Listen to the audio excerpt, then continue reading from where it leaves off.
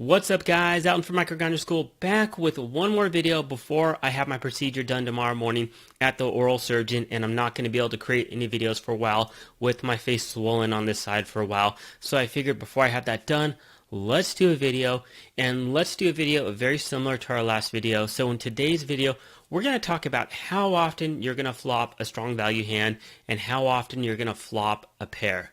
So if you guys are interested in finding out what those actual percentages are, stay tuned because that's what we're going to talk about today.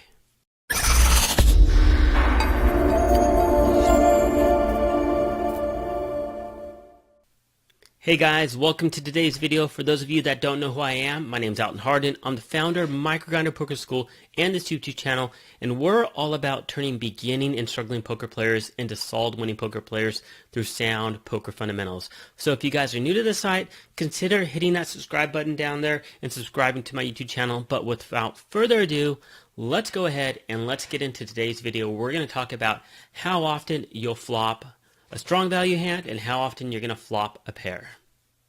So today's video is all about talking about the probability of flopping a strong value hand and the probability of flopping a pair or better.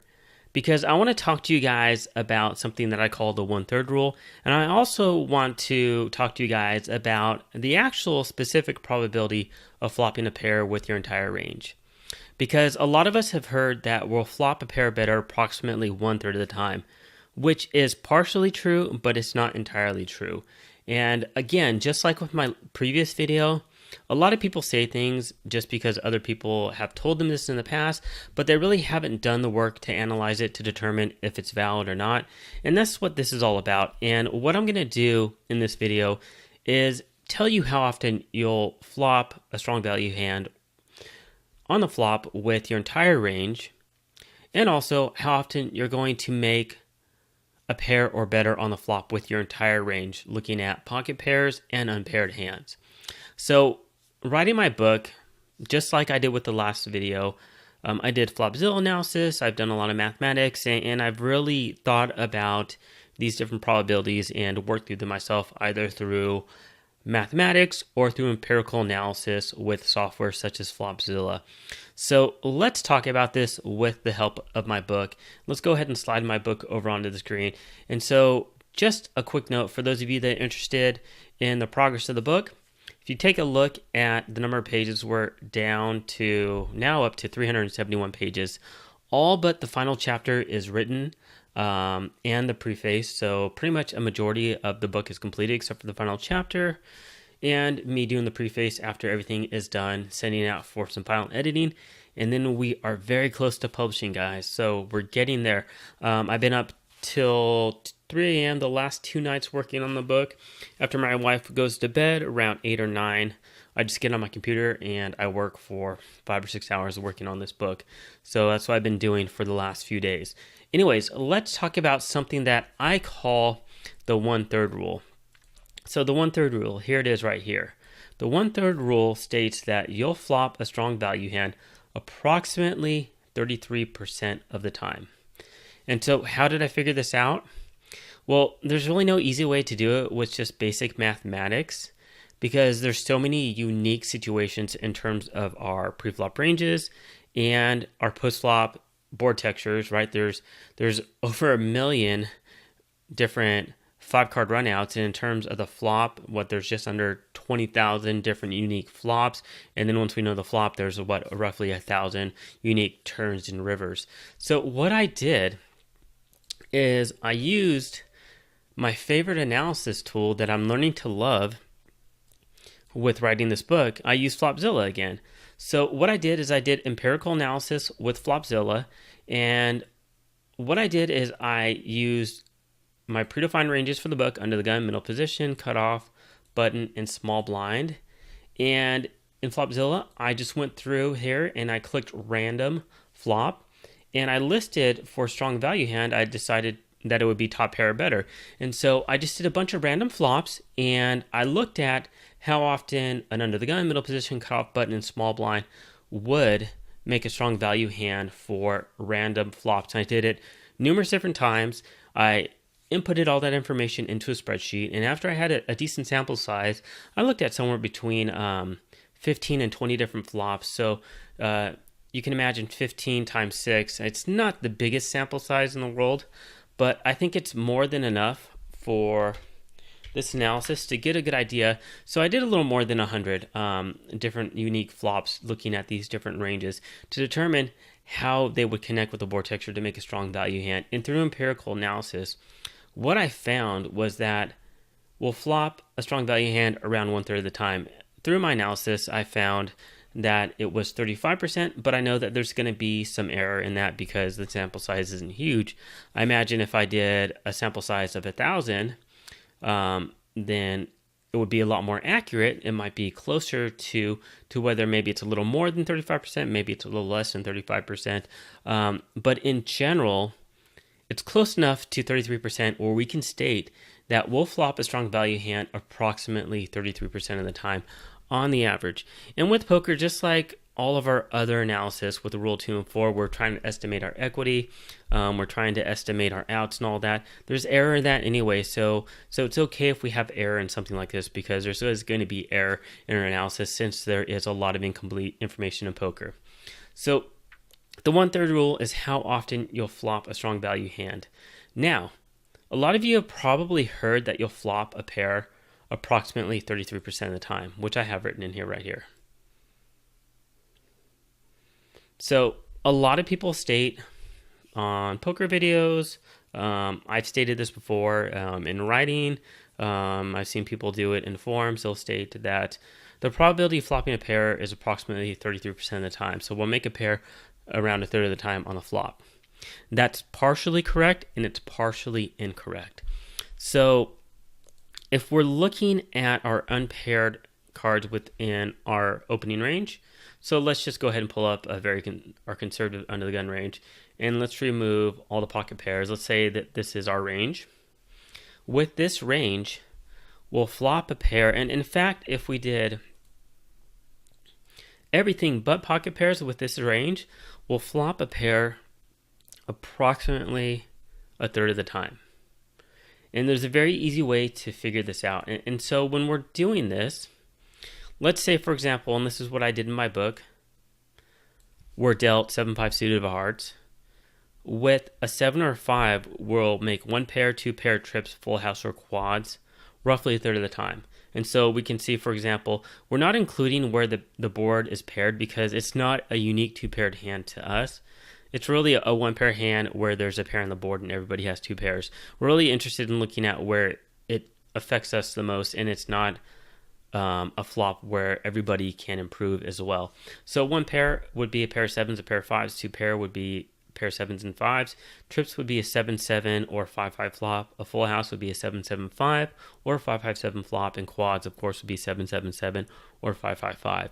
So we want to know with a 7-5 how often we're going to hit one of these hands. And if we go back to Flopzilla, we could pick any of these. We could say 9-7, we could say King 3, we could say Jack 4. It really doesn't matter. So what we do is the easiest way to determine this is how often we won't improve. So in terms of the amount of cards left in the deck, there's 3 7s and 3 5s left. So there's 6 cards that are going to improve us. And what we do is we pretend like we're going to give out the flop cards. So the first flop, the second flop, and the third flop. So for the first card, since we already know our whole cards, there's 52 cards total in a deck, but 2 are removed because we know ours. We don't know the other one, so it doesn't matter what was dealt to the other people. It doesn't matter what was the burn card because we don't know what they are. So from a probability perspective, we don't know which cards have been removed. So we know that there's 50 left that we haven't seen.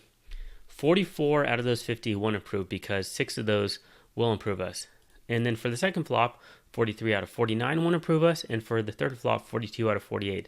So essentially what we do is we multiply these together. So 44 divided by 50, multiplied by 43 divided by 49, and 42 divided by 48. That tells us that we're not going to make a pair better using a 7 or a 5 just under 69% of the time. We just simply minus that from 100%. So we're going to flop a pair better with a 7 or 5 with 7-5 suited or 7-5 offsuit, really doesn't matter, roughly 1/3 of the time, specifically 31.02% of the time. So that's how often we'll flop a pair with an unpaired hand. But if we look at our entire range, let's go back to here, and let's go back to the under the gun example, since that's what we're using. Well, unpaired hands are only a certain portion of our range. And what I did is I looked at the combos of hands. So I looked at under the gun, middle position, cutoff button, small blind.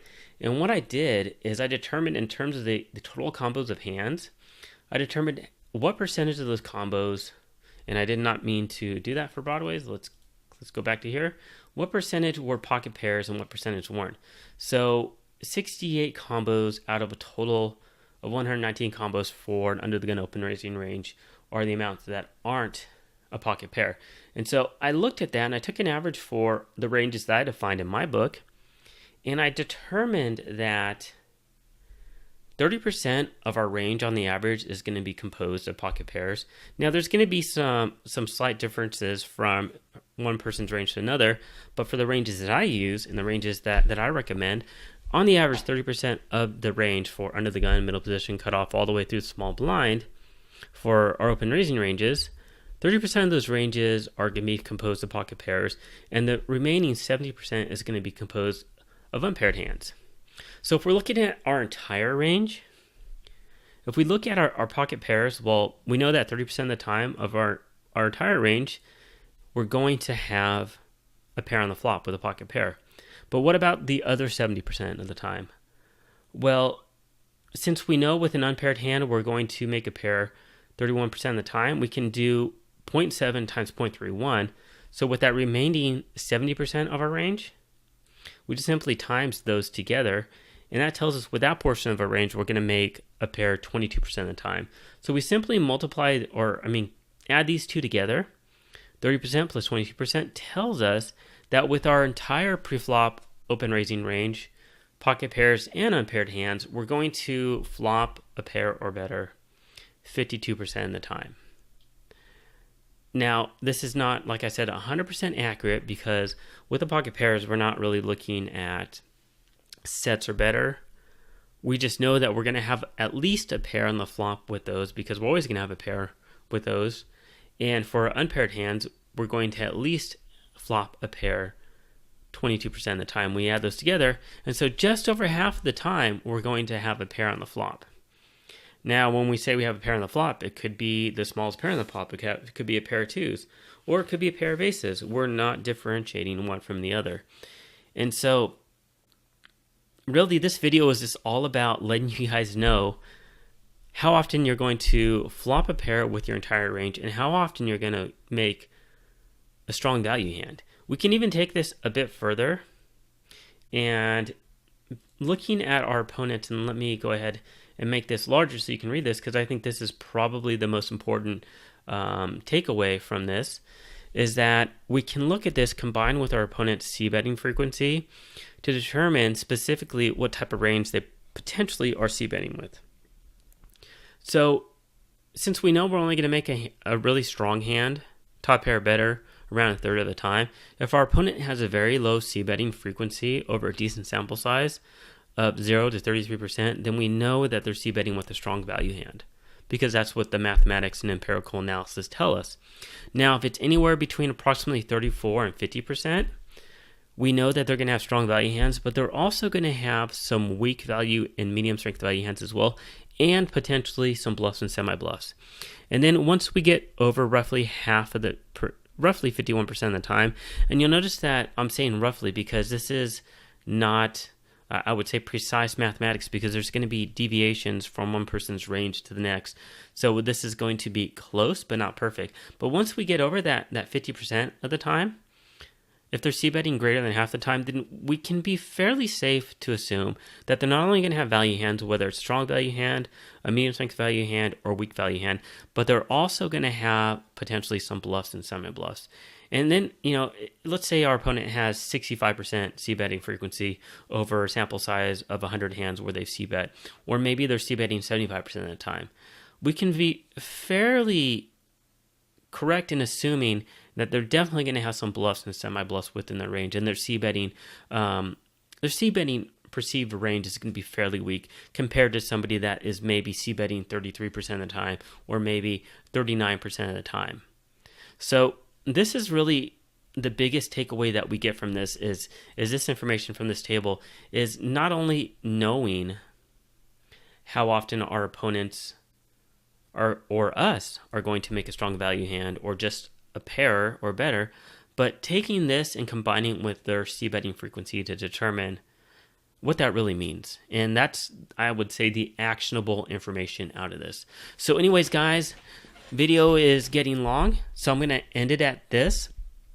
Let me know what you guys thought about this. Let me know if you guys enjoyed this analysis.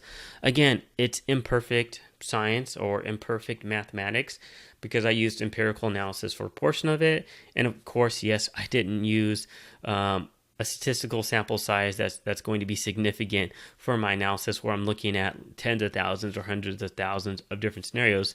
That just wouldn't be realistic for me. But I think in terms of just getting a rough idea, I think it was enough.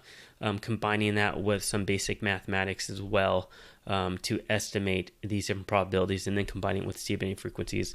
I thought it'd be interesting to share with you guys. So this is, again, another tidbit of information of something that you would expect to see in my book. So if you guys like the video, please let me know if you guys like this type of analysis and you guys want to see more of this, let's say, theory type of videos, more so than live play. Let me know down below in the comment section. If you guys liked today's video, please give it a thumbs up. If you're not subscribed to my YouTube channel, please consider hitting that subscribe button down in the corner. And if you guys like all this free poker training content that I produce on YouTube, please consider checking out my Patreon account link down below in the description, because you guys can help support this channel for as little as $1 per month. But without keeping you guys any longer, I hope you guys have an awesome day. Wish me luck at the oral surgeon tomorrow. And I'll see you guys in about maybe a week and a half, 2 weeks, once my swelling goes down. So take care, best of luck at the poker tables, and I'll see you guys at the next video.